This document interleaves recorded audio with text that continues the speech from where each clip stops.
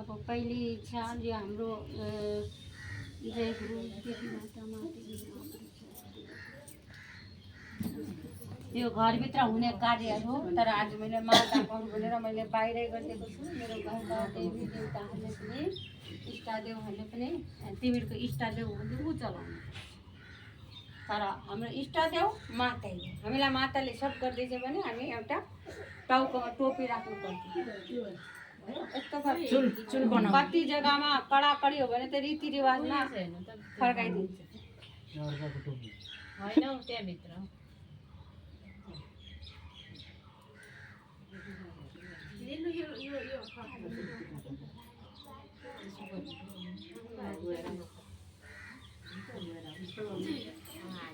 रोग कष्ट शान्त नहोस्। रोग कष्ट शान्त नभएर मनको खुसीले मुखमण्डलमा पनि सूर्यका जस्तो ताप होस्।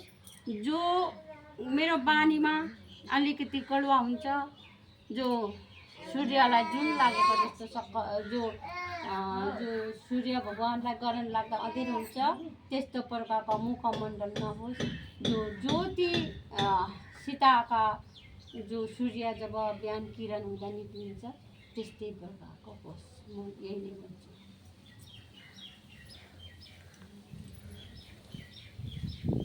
तिमीलाई काम कुरो भनौँ भने पनि अहिले पनि यो केटीले बहुतै मद्दत गरिरहेका छ। र यो सानो सानो कुरोमा दुःख मान्यो भने जिन्दगीभर दुःखै दुःख छ।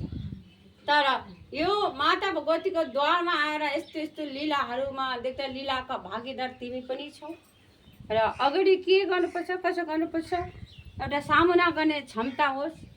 सही बोल्ने क्षमता होस्, झुट बोल्ने क्षमता नहोस्।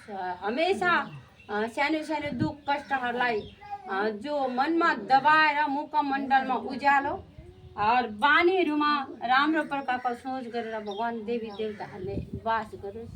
र एउटा म तिमीले सासू सोच्यौ सासू छु, माता सोच्यौ मातै छु, साथी सोच्यौ साथी नै छु। अब धेरै प्रकारका नराम्रो प्रकारका भावनाले सोध्यो भने त अब माँ भगवती त कस्तो हुनुहुन्छ। रोग कष्ट शान्त नहोस्, चिताको पुगोस्। र आज मैले लगाइदिँदैछु तर यो प्रकारका सबैलाई खुसी राख्ने क्षमता तिमीहरूमा होस्। यही नै मेरो आशीर्वाद छ।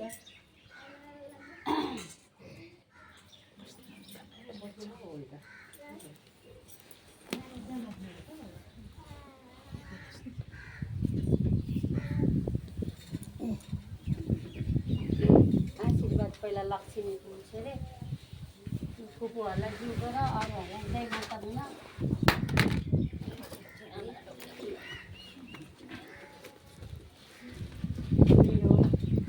परदेशमा भएको पैसा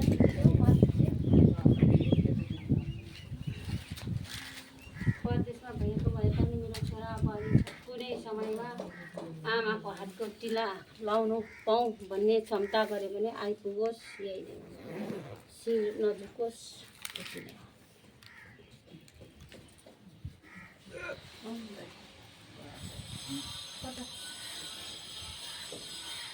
भित्र बस्नु पाउँदैन, ऊ पर बस्नु हुन्छ।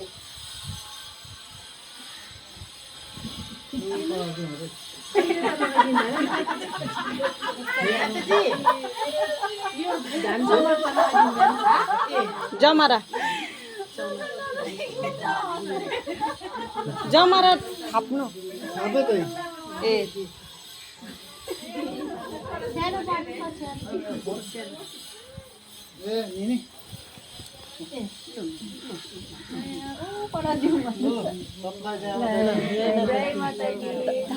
विजयदशमीको तिलक नै हो होइन। हामीले अब नबुझेको नजानेको सबभन्दा ठुलो अब ठुलो दसैँ किनभने सबैले घरमा आइराखेको हुन्छ, मासुहरू बनाइराखेको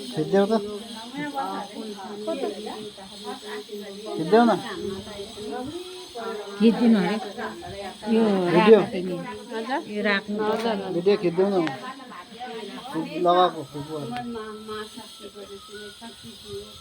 तर सबैलाई रक्षा गर्ने शक्ति दियो।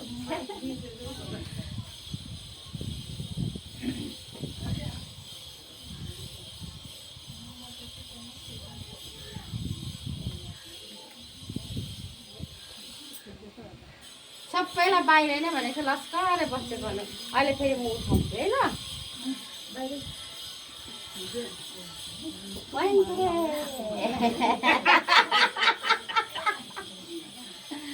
तिम्रो घरको देउकुलहरूले रक्षा गरोस् बाजे बोजूले रक्षा गरोस् आज माताकै भए त म तिमीको देउकुलमा जो चल्दैछ त्यही नै त्यो होइन यो विजय दशमीको तिलक हो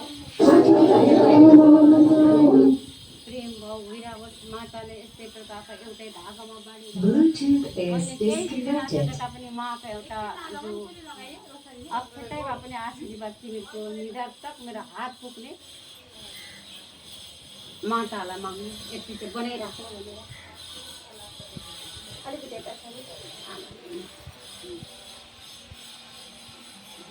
मेरो अहिले अस्ति त थापेको थियो र पनि त्योभन्दा राम्रो आशीर्वाद दिएको मेरो बुहारीहरूलाई मेरो लक्ष्मीहरूलाई है पछि अब यति खुसियारीको टाइममा नराम्रो भन्दा दुःख लाग्छ मेरो स्वर्गवास भइहाल्यो भने पनि देवी देवताहरूलाई मान्ने आउनेवाला पिँढीहरू तिमीहरू मातालाई सम्मानित राख्छ त्यही चाहन्छु ल होइन